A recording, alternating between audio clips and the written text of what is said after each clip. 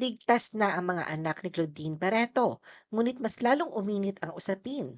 Habang humuhupa ang pangamba sa kalagayan ng mga bata, muling sumiklab ang kontrobersya matapos maglabas ng pahayag ang kampo ni Raymart Santiago laban sa mga paratang ni Claudine, pati na sa mga naunang isyong kinasangkutan ng ina ng aktres.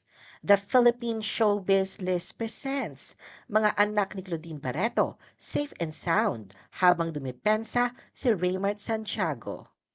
Claudine was overjoyed because her children were safe. Kinumpirma ng Optimum Star na si Claudine Barreto na ligtas na at nasa maayos na kalagayan na ang kanyang mga anak na sina Sabina, Noah at Kia matapos ang ilang araw ng matinding pangamba at emosyonal na pagsubok. Ito ay kasunod ng kanyang paglabas sa Facebook Live noong January 24 kung saan ibinahagi niya ang umano'y insidente na pagkidnap ng kanyang personal assistant na si Marisol Acap sa kanyang mga anak. Isang revelasyong ikinabigla at ikinaalarma ng publiko. Sa kanyang pinakabagong Instagram post, ibinahagi ni Claudine ang isang larawang nagpapakita ng masayang-masayang magkakasama ang tatlong bata. Kapansin-pansin ang ngiti sa kanilang mga mukha, gayon din ang labis na saya at ginhawang makikita sa mukha ni Claudine. Isang malinaw na patunay na tapos na ang kanyang matinding pag-aalala bilang isang ina. Nilakip niya ito ng maikli ngunit makahulugang caption na safe and sound. Sa isang interview naman sa TV5, diretsahang sinabi ni Claudine na nasa kanya na muli ang kanyang mga anak at wala na silang dapat ipag-alala. Ibinahagi rin niya na sa ganitong sitwasyon, nawawala ang lahat ng arte, imahe at pagiging artista. Dahil kapag kaligtasan na ng mga anak ang nakataya, naging ibabaw ang pagiging isang ina. Walang puwang ang pagpapanggap o pagpapakitang tao pagdating sa kapakanan ng kanyang mga supling.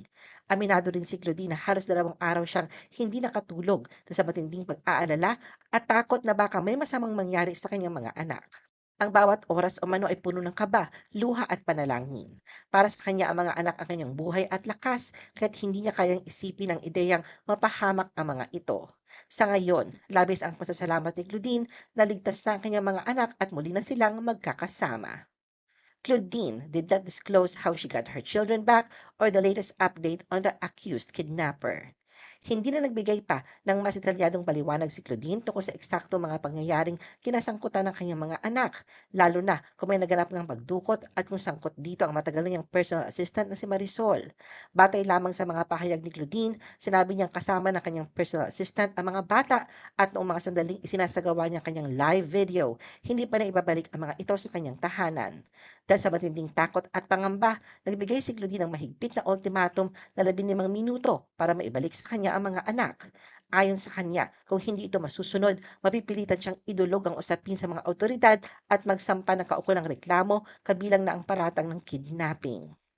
May binanggit din si Claudine na isang hindi pinapangalanang individual na umano'y nasa likod ng mga pangyayari at may masamang intensyon laban sa kanya. Ipinahayag ni Claudine ang paniniwalang seryoso ang banta at hindi ito maaaring baliwalain. Anya may mga taong nagkakaisa upang saktan siya at ginagamit pa umano ang kanyang pangalan at ang kanyang mga anak para sa paninira at pananamantala sa ibang fans.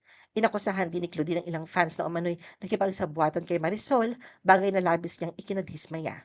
Para sa kanya, malaking paglabag ito sa tiwalang ibinigay niya at sa kanyang pribadong buhay. Lalo na't nadadamay ang kanyang mga anak sa issue. Hindi rin itinago ni Claudine ang kanyang galit at emosyon laban sa taong anyay patuloy na gumagawa ng paraan upang siya'y takutin o siraan. Bilang isang ina, iginiit niyang handa siyang lumaban at ipaglaban ang kanyang sarili at ang kanyang mga anak sa tamang proseso ng batas. Dagdag pa rito, ibinahagi rin ni Claudine ang isang social media post na may kinalaman sa kanyang anak na si Sabina kung saan hinihikayat umano si Marisol na sumuko na sa mga autoridad. Ibinahagi rin ni Claudine ang isang notarized document na may kinalaman sa isang promissory note kung saan nakasaad ang umano'y obligasyong pinansyal ni Marisol na nagkakahalaga ng 5 milyong piso na napagkasunduan pa noong 2023. Pagsapit ng January 26, 2026, napansin namang wala na ang mga naturang post sa social media accounts ni Claudine. Hanggang sa kasalukuyan, nananatiling tahimik ang personal assistant ni Claudine at wala pang inilalabas na opisyal na pahayag o paliwanag kaugnay sa kontrobersya. Raymart's camp released a statement against Claudine and her mother. Naglabas ng opisyal na pahayag ng legal counsel ni Raymart Santiago kaugnay ng pagkakadawit ng pangalan ni Raymart sa isang isyong kinasasangkutan ng kanyang mga anak at ni Claudine. Ito ay matapos ng isang Facebook Live ni Claudine kung saan ipinahiwatig niya ang umano'y sabwatan sa pagitan ni Raymart at ni Marisol kaugnay sa sinasabing pagkidnap sa mga bata. Bagamat hindi tahasang pinangalanan ni Claudine ang tinutukoy niyang individual, naging malinaw sa publiko na si Raymart ang tinutukoy, lalo't siya ang ama ng mga bata at nabanggit sa konteksto na kanilang personal at legal na alitan. Sa naturang live broadcast, nagbitaw si Claudine ng mabibigat na pahayag na nagbigay ng impresyon na may direktang kinalaman si Raymart sa mga nangyari. Bilang tugon, nagpadala ng pahayag ang Calleja Law, ang legal counsel ni Raymart sa programang Fast Talk with Boy Abunda noong January 26, 2026. Ayon sa kanila, batid umano ni Raymart ang mga naging pahayag ni Claudine sa nasabing live stream. Gayon din ang mga naunang interview at akusasyon laban sa kanya sa mga nagdaang taon, kabilang na ang mga salaysay ng ina ni Claudine na si Inday Barreto. Mariing itinanggi ng kampo ni Raymart ang lahat ng paratang, kapwa ang mga lumang isyu at ang kasalukuyang pagkakadawit sa umano'y insidente. Nilinaw nilang walang katotohanan ng anumang aligasyon ng pang-aabuso, pagnanakaw o pagkakasangkot sa sinasabing pagdukot sa kanilang anak. Ayon sa kanila, kung may naganap ang insidente, walang anumang partisipasyon si Raymart dito sa kahit anong paraan. Ipinaliwanag din ng legal counsel na nanatiling tikom ang bibig ni Raymart hindi dahil sa pag-iwas, kundi bilang paggalang sa umiiral na gag order na ipinataw ng korte na hanggang ngayon ay may bisa pa rin. Para sa kanila, mas pinipilit ni Raymart na igalang ang proseso ng batas at hayaang manaig ang katotohanan sa tamang panahon. Dagdag pa ng kampo ni Raymart, umaasa silang magiging responsable ang lahat ng panig sa paggamit ng impluensya, lalo na sa media at social media, at iwasan ang paninira sa reputasyon ng sinuman. Nanawagan din sila sa publiko na maging maingat, mapanuri at may malasakit sa paghusga, lalo na't ang usapin ay may kinalaman sa pribado at sensitibong usaping pampamilya. Ano ang masasabi mo sa video na ito? Mag-like o mag-react at huwag mahiyang mag-comment.